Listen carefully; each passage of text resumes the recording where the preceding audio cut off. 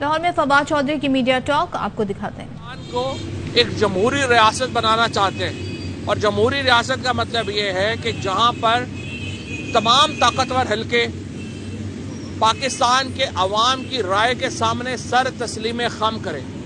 ये वो बुनियादी असूल है जो हमने तय करना है, जिसके ऊपर हमने अमल दरामद कराना है। हमारी सियासत इस वक्त अवाम के दरमियान है और हमारी सियासत अवाम ही लीड करेंगे। ये जो निगोशिएशंस की बातें हैं, ये जो गुफ्तगू है, हम पहले ही कह चुके हैं, ये गुफ्तगू चाहे आप बिहाइंड द सीन कर लें, चाहे आप सामने कर लें, एजेंडा सिर्फ एक है।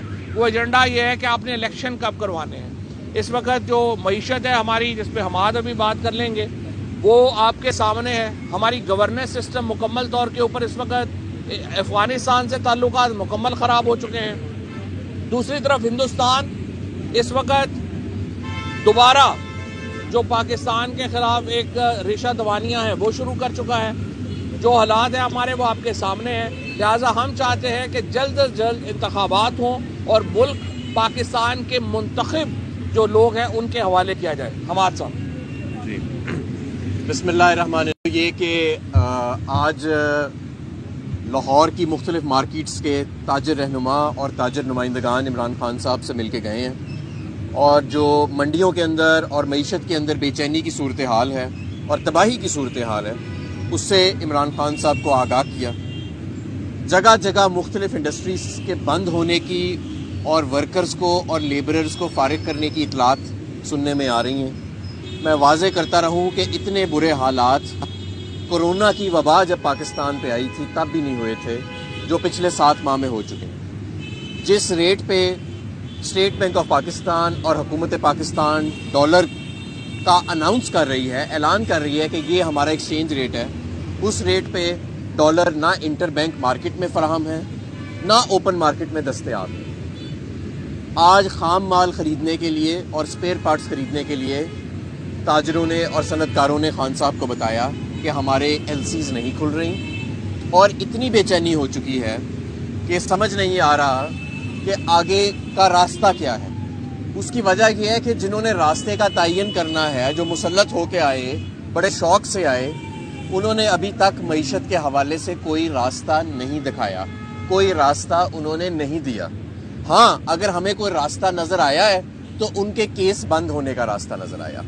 पहले जिन केसेस के अंदर तमाम गवाह जो थे वो पुरसरार तरीके से मार दिए गए या फौत हो गए या कत्ल कर दिए गए, अब उन केसेस के अंदर लोगों को बाइज्जत बरी करता होते नज़र आ रहे हैं। और ऐसे लगता है कि रेस लगी हुई है कि पहले हमजा का केस ख़त्म होएगा, सलमान का होएगा, मरियम का होएगा, नवाज शरीफ का होएगा, इसहाक डार का होगा। बस आपस में इनकी रेस है अपने अरबों डॉलर बचाने के लिए और मुल्क पूरा इस वक्त एक तबाही का मंजर पेश कर रहा है। और आगे का क्या रास्ता है, उसका रास्ता ना इनको मालूम है, ना उसमें इनकी कोई दिलचस्पी है।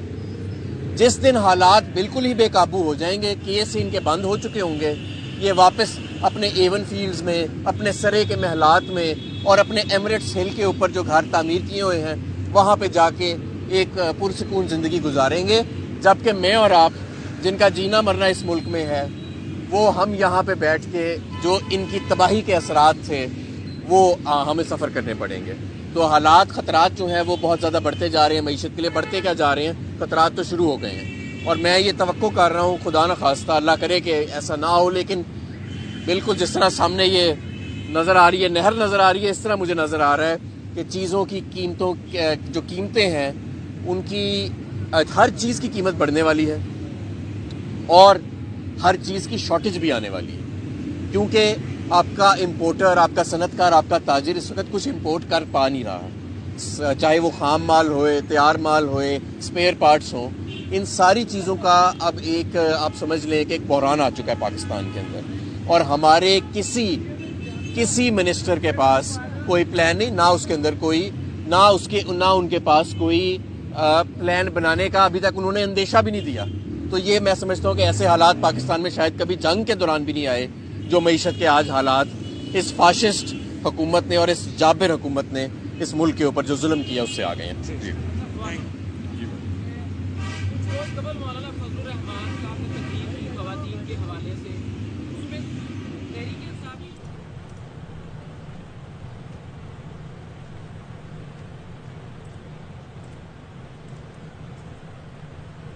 اور اب بات کریں گے، پرویز الہی نے مجھ پر مکمل اعتماد کیا ہے، جیسا میں چاہوں گا ویسا کریں گے۔ جنرل قمر جاوید باجوہ کو کبھی باس نہیں کہا، میں تو وزیر اعظم تھا۔ لیفٹیننٹ جنرل ریٹائرڈ فیض حمید سے تعلق تب تھا جب وہ DGISR تھے۔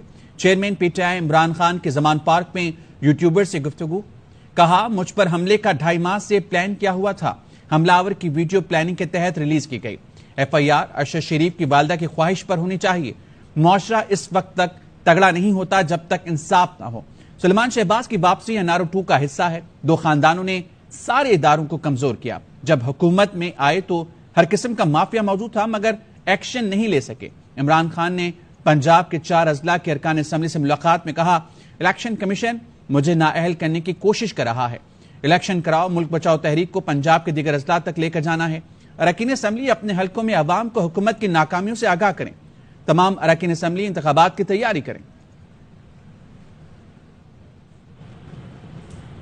ہر موقع پر عمران خان کا ساتھ دیں گے، پنجاب حکومت عمران خان کی امانت ہے، جب چاہیں واپس لے لیں۔ مونس الہی کی PTI رہنما عمران اسماعیل اور عامر کیانی سے ملاقات میں گفتگو، کہا اپوزیشن کا جمع غفیر عمران خان کو دیکھ کر کانپ رہا ہے، اپوزیشن خوفزدہ ہے کہ عمران خان اب کیا کرنے والے ہیں، اسمبلیوں سے استعفے دیے تو بھی اپوزیشن کا حکومت بنانے کا خواب ادھورا ہی رہے گا۔ عمران اسماعیل اور عامر کیانی بولے، پرویز الہی اور مونس الہی نے ساتھ دے کر دل جیت لیے، پورا اعتماد ہے، کاف لیگ اور PTI کا ساتھ نہیں چھوٹے گا۔ سپریم کورٹ میں ارشد شریف قتل پر از خود نوٹس کی سماعت، نئی JIT کا نوٹیفیکیشن عدالت میں پیش کر دیا گیا۔ چیف جسٹس عمر عطا بندیال نے کہا، ارشد شریف قتل کیس کی تحقیقات فوری شروع کی جائیں، تحقیقات کا طریقہ کار JIT خود طے کرے۔ سپریم کورٹ میں ارشد شریف از خود notice case, additional attorney general نے نئی JIT کا نوٹیفیکیشن پیش کر دیا۔ اسپیشل JIT میں اسلام آباد پولیس، ISI، MI، IB اور FIA کے نمائندے شامل ہیں۔ بتایا کہ خصوصی ٹیم ارشد شریف کی والدہ سمیت دیگر کے بیانات قلم بند کرے گی۔ وزارت خارجہ نے بھی اپنا تحریری جواب جمع کرا دیا۔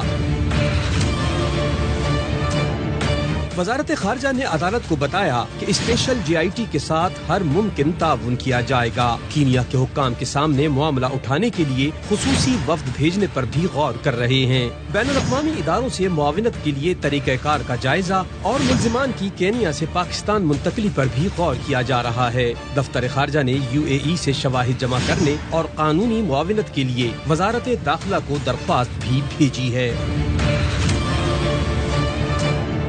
چیف جسٹس عمر عطا بندیال نے ریمارکس دیے، ارشد شریف قتل کیس کی تحقیقات فوری شروع کی جائیں، JIT کے پاس خصوصی اختیارات ہوں گے، کینیا جانا چاہے تو حکومت فنڈ فراہم کرے، تحقیقات کا طریقہ کار JIT خود طے کرے گی، کوئی رکاوٹ آئے تو عدالت سے رجوع کر سکتی ہے۔ جسٹس محمد علی مظہر نے سوال کیا کہ JIT کتنے عرصے میں تفتیش مکمل کرے گی۔ ایڈیشنل اٹارنی جنرل نے بتایا، تفتیش کینیا پولیس کے تعاون پر منحصر ہوگی، ضرورت پڑی تو ملزمان کی گرفتاری کے لیے انٹرپول سے بھی رابطہ کیا جائے گا۔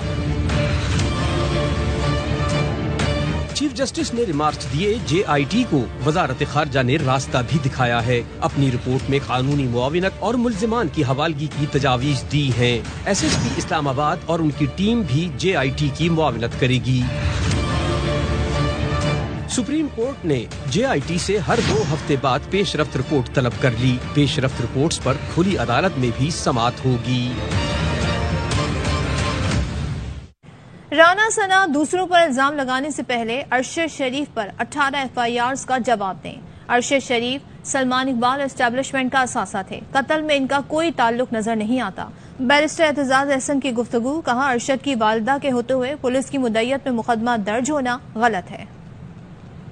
کسی پہ الزام لگانے سے پہلے خود ایکسپلین کرے، اس نے 18 FIR کو کرا دیا، میرے خلاف 18 FIR ہوں تو میں بھی ملک سے بھاگ جاؤں۔ رانا ثناء اللہ نے اور اس کے تاثر نے بڑا خراب کر دیا کیس، یہ بالکل غلط ہے۔ پولیس کی مدعیت میں ارشد سعید کا قتل اور شہادت ایک کانٹریکٹ جاب ہے، کسی نے پیسے لگائے ہیں کہ اس کو مارنا ہے، پھر جو اس کی انگلیاں توڑی گئی، یہ محسوس ہوتا ہے کہ جو کروانے والا تھا اتنا غصہ تھا اتنا انتقام وہ چاہتا تھا کہ اس نے کہا کہ یہ میں اس کی ہڈیاں وڈیاں توڑ کے اور کہا ہوگا فلم بنا کے لانی ہے. اس میں ایک چیز کلیئر ہو گئی ہے, اس رقم میں کینیا کی پولیس شامل ہے. پہلے ہی کہہ دیا کہ ہماری گولیوں سے مارا. ارشد سعید کا لیپ ٹاپ سیل فون مل گیا ہوتا تو یہ 8 دن میں سراغ لگایا جا سکے. کس نے کیا یہ میں نہیں کہہ سکتا. اتنا میں جانتا ہوں سلمان اقبال کا وہ ایک اثاثہ تھا, ایسٹ تھا ARY کا. پھر وہ افواج پاکستان وہ ان کا بھی ایسٹ تھا. میں نہیں سمجھتا ہوں کہ ان دو میں سے کوئی ہو سکتا ہے کوئی ایسا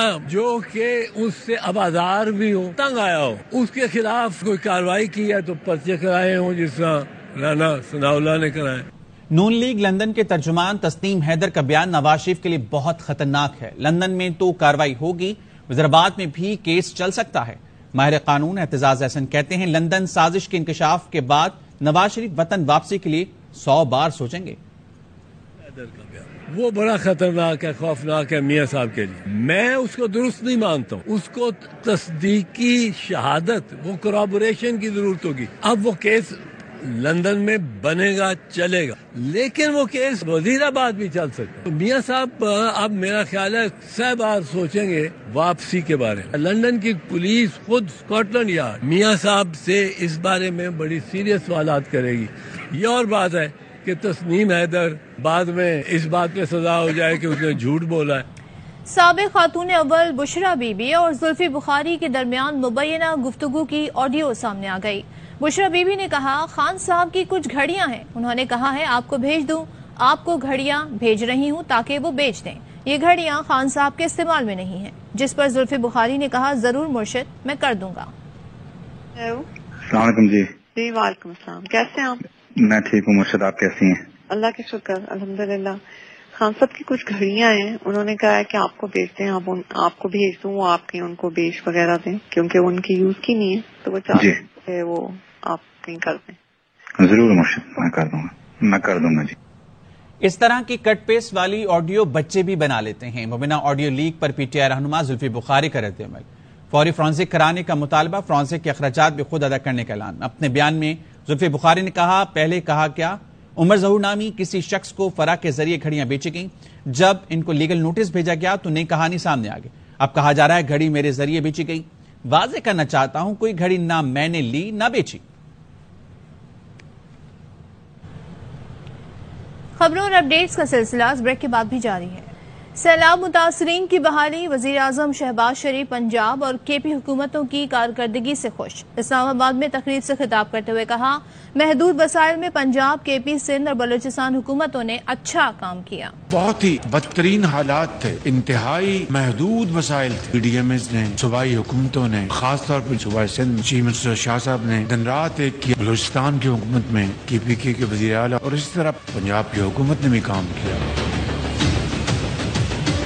ہماری افواج پاکستان کا بہت اس میں کنٹریبیوشن ہے. اس وقت کے سپاہ سالار, ایئر فورس, نیوی دن رات کام کیا اور وہاں پہنچے جہاں پر کوئی پہنچ نہیں سکتا تھا. بے نظیر انکم سپورٹ پروگرام کے ذریعے 70 ارب روپے شفاف طریقے سے پیسے تقسیم ہوئے.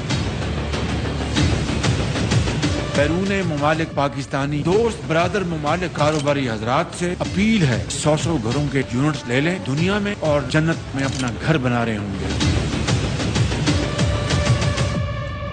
عمران خان مجھ سے پوچھتے تو مشورہ دیتا اسمبلی نہ چھوڑیں, لیکن اللہ نے ان کے لیے اچھا کیا, مقبولیت میں اضافہ ہو گیا. صدر عارف الوی کا خصوصی انٹرویو. اب یہ چاہ رہے ہیں کہ صوبائی اسمبلیاں توڑیں. میرا مشورہ ہے کہ اپوزیشن حکومت بیٹھے. اگر وہ مجھ سے پوچھتے تو میں ان کو یہ مشورہ دیتا کہ اسمبلی میں بیٹھے رہیں, مگر اللہ نے برکت ڈالی ان کے لیے اس فیصلے میں کہ وہ اسمبلی چھوڑ کر چلے گئے. اب انہوں نے فیصلہ کیا ہے وہ پروونشل اسمبلی سے استعفیٰ دیں. ڈار صاحب کے اندر ریکنسیلیشن کے حوالے سے ایک ٹیلنٹ ہے, ایکشنز بھی ڈسکس ہو. میں نے بھی کچھ سجیشنز دیے تھے آج ان کو. نیو لیڈرشپ کمیٹڈ ہے, سیاست سے دور رہنا چاہتی ہے فوج. پھر میں نے ڈار صاحب سے کہا کہ اس کا مطلب ذمہ داری سویلینز کے اوپر بہت زیادہ آ گئی. ذمہ داری کو محسوس کرتے ہوئے اب قدم اٹھاؤ. Don't create problems. اپوزیشن اور گورنمنٹ بیٹھ کر الیکشن جیسے بھی طے کریں آپس میں طے کر کے کرا. پاکستان ڈیفالٹ نہیں کرے گا. معاشی پرابلمز یہ حکومت دور کرنے کی کوشش کر رہی ہے. ماشاءاللہ پاکستان کے اندر نہیں لگ سکتا. جمہوریت ہے اور جمہوریت مستحکم ہو گئی ہے. میں سمجھتا ہوں کہ خان صاحب نے جو اپنے تجربے کی بنیاد پر جو بات کہی ہے وہ اس سلسلے میں زیادہ واقف ہیں میرے مقابلے پر کہ کیا ڈبل میسیجنگ ہوئی ہے. ایوان صدر میں اعزازات دینے کی تقریب ہوئی. صدر مملکت ڈاکٹر عارف علوی نے نو منتخب اعلی عسکری قیادت کو ان کی گراں قدر خدمات کے اعتراف میں ایوارڈ سے نوازا. صدر مملکت ڈاکٹر عارف علوی نے chairman joint chiefs of staff committee general Sahir Shamshad Mirza اور chief of army staff general Asim Munir کو نشان امتیاز ملٹری سے نوازا. تقریب میں وزیر اعظم شہباز شریف، وزیر اعظم آزاد کشمیر، اسپیکر قومی اسمبلی راجہ پرویز اشرف سمیت وفاقی وزراء اور مسلح افواج کے افسران نے شرکت کی. Mirza Hilal Imtiaz Military was commissioned in 1987 in Infantry Battalion. He graduated from Commandant Staff College, Quetta, National Defence University, Islamabad. During his illustrious military career, he served on various command and staff instructional assignments. He was promoted to the rank of General and appointed as Chairman Joint Chiefs of Staff Committee, Joint Staff Headquarters on 27th November 2022. Now I request General Sahir Shimshad Mirza, Chairman Joint Chiefs of Staff Committee, to come forward and receive the award of Nishan Imtiaz from the President of Islamic Republic of Pakistan. General Sayyid Asim Munir Ahmad Shah, Hilal Imtiaz Military, was commissioned in April 1986 in 23 Frontier Force Regiment and is a recipient of the coveted Sword of Honor of 17th Ortiz Course. During his illustrious military career, he has served on various command and staff and instructional assignments. Ladies and gentlemen, the President of Islamic Republic of Pakistan has been pleased to confer the award of Nishan Imtiaz Military upon General Sayyid Asim Munir Ahmad Shah, Chief of the Army Staff.